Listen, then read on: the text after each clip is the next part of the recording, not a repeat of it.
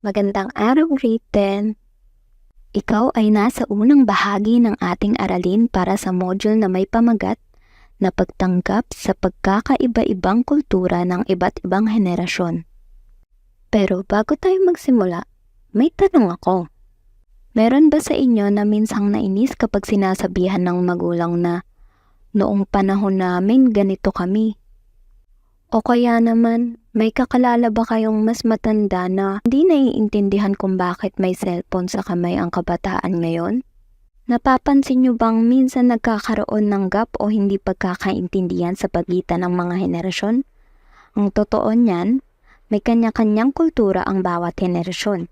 At dito sa aralin natin ngayon, sisimulan natin tuklasin ang ating sariling kultura sa pamilya, para mas madali nating maunawaan at matanggap ang kultura ng iba.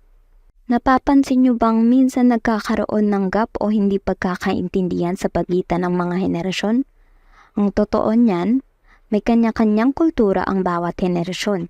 At dito sa aralin natin ngayon, sisimulan natin tuklasin ang ating sariling kultura sa pamilya, para mas madali nating maunawaan at matanggap ang kultura ng iba.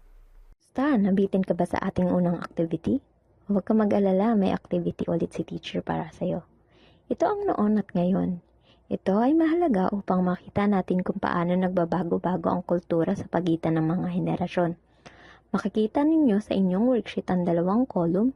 Sa kaliwa, ang salitang noon at sa kanan naman ang ngayon. Gamit itong format na ito, ikukumpara nyo ang mga kaugalian sa noon at ngayon. Sa noon, pagmamano bilang paggalang, at sa ngayon naman ay fist bump o single wave sa mga nakakatanda. Bukod pa rito, maaari ninyong ikumpara ang mga aspeto tulad ng paraan ng pagbati, uri ng kasuotan, gamit sa paglilibang, pagtitipon sa pamilya, paraan ng pakikipag-usap. Sa paggawa nito, mapapansin ninyo kung paano naaapektuhan ng teknolohiya, media at mga bagong kaisipan ang kultura natin ngayon. Paalala, pagkatapos mong sagutan ang activity sa live worksheet ay huwag mong kalimutang pindutin ang finish icon para makuha ni teacher ang iyong sagot.